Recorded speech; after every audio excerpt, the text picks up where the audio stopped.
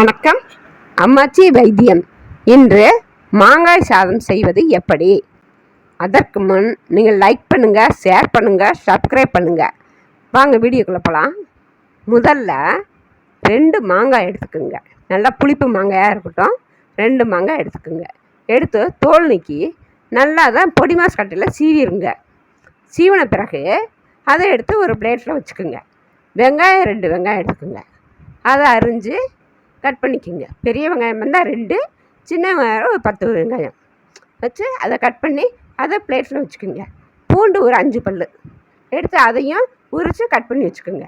பிறகு நம்ம ஒரு வாணலியில் எண்ணெய் ஊற்றி கடுகு, உளுந்தம்பருப்பு, மிளகாய் ஒரு 5 மிளகாய், கடலப்பருப்பு போட்டு நல்லா வணக்குங்க. கடுகெல்லாம் பொரிஞ்ச உடனே இந்த பூண்டு, மிளகாய் எல்லாத்தையும் போட்டு தாளிச்சிருங்க. பிறகு வெங்காயம் போட்டு நல்லா வணக்குங்க.